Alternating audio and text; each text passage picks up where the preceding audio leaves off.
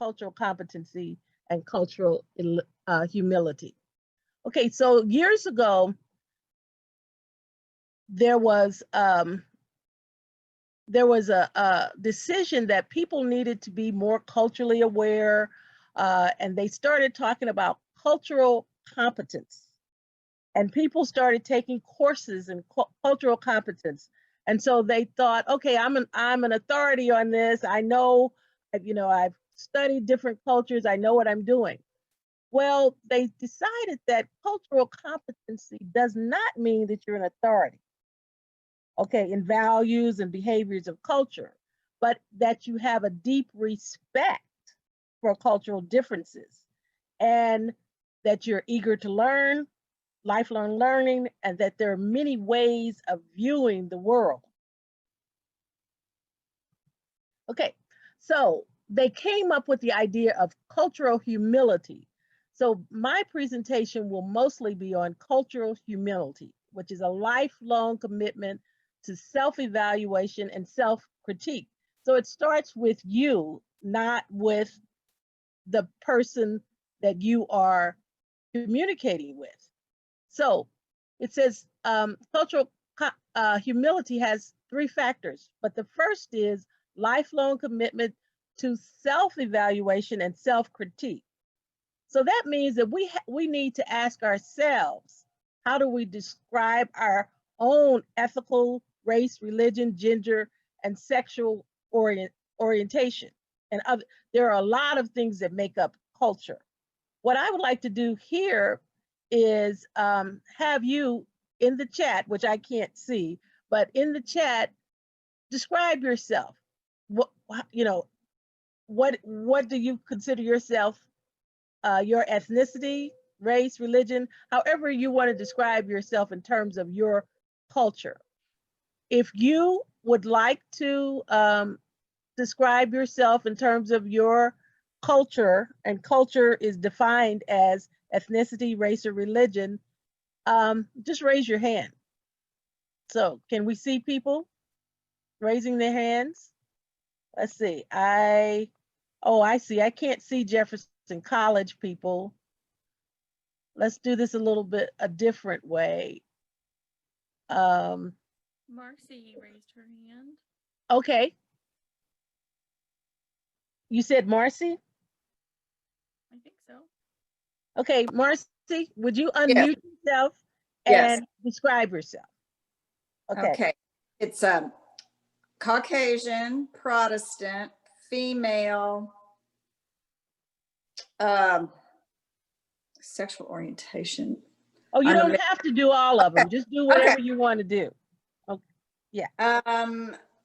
My most closely held values would probably be trustworthiness and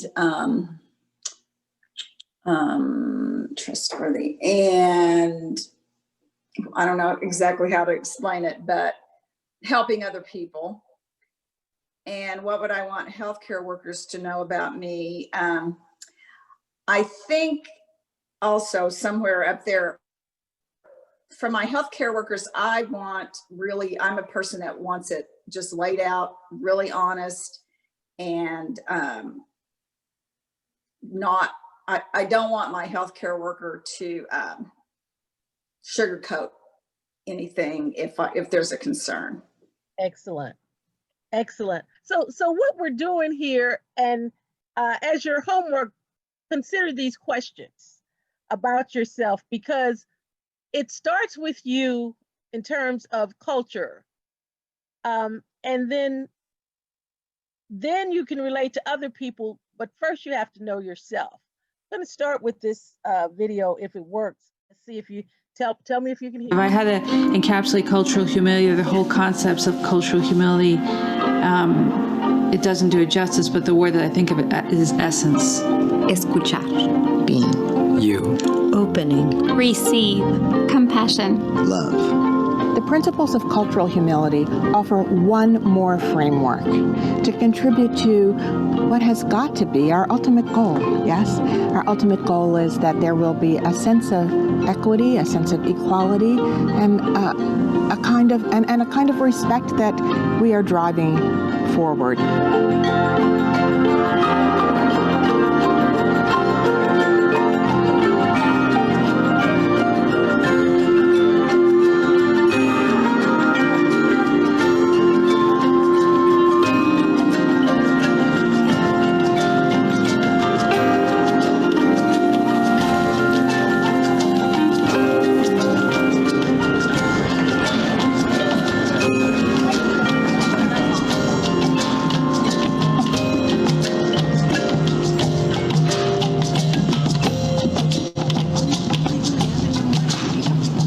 Cultural humility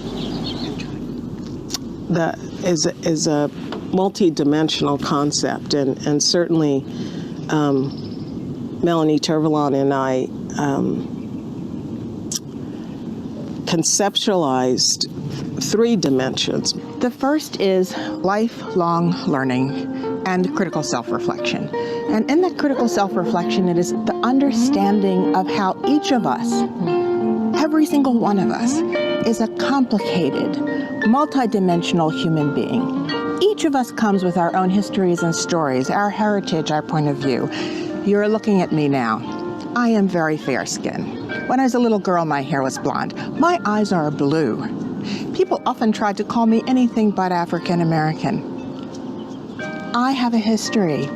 My identity is rooted in that history. My parents gave me the knowledge of my own social identity, and my own experience in life has created that.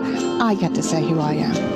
The second tenet, after self-reflection and ongoing lifelong learning and development, is this notion that we must mitigate the power imbalances, to recognize and mitigate the power imbalances that are inherent often in our clinician patient or clinician client or service provider community dynamics. And then finally, the piece that I would offer that Jan and I feel people often either don't read or don't like, which is, and the institution has to model these principles as well.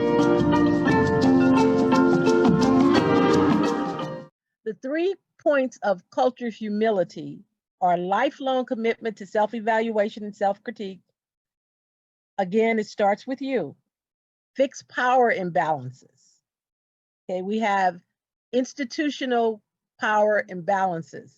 And in order for us to truly all be equal in our society, we have to fix those institutional power imbalances, and then develop partnerships with people and groups who advocate for others. Those are the 3 main factors of cultural humility. Okay, so the things that you want, the concepts that you want to learn: cultural awareness versus cultural sensitivity versus cultural competence versus cultural humility. And all of them were in the video. I don't know if you picked up on it. You first have to be aware of your own culture and how it relates to other cultures. So we are all culture-bound individuals. We all participate in multiple cultures, natural, professional. We carry our culture with us, and our culture determines our behavior. Okay, so behavior, values that we developed allow us to say what we think is natural or logical or the right thing, okay? And so then our behaviors, unfortunately, also make us think that other cultures appear wrong, unnatural, or abnormal. So we have to remember that attitude is the father of behavior. So when we're introducing cultural humility, rather than learning to respond to cultural specific traits, in order to become a competent provider, when we're talking about provider, we're talking about healthcare professionals, which all of you students want to be one day. It starts with your own self-awareness, your own reflection, and the ability to not only have your self-awareness, but to acknowledge cultural differences, to know other cultures or other awareness, to identify and value differences. So you can see a difference, but do you value differences? Then you identify and avoid stereotypes, okay?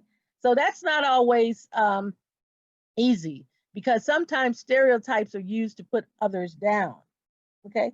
Emphasize with people from other cultures, adapt rather than adopt, make adjustments and compromise, and acquire recovery skills. So basically, this is a lifelong process. That's why I like the term cultural humility. Humility doesn't mean putting yourself down or you're less than anyone else. It means you're open. You're open to the world, to humanity. Okay, that's pretty much I'll send this PowerPoint out to the various regions, and they'll be able to share it with your teachers, because there's a lot more to learn in this. Okay.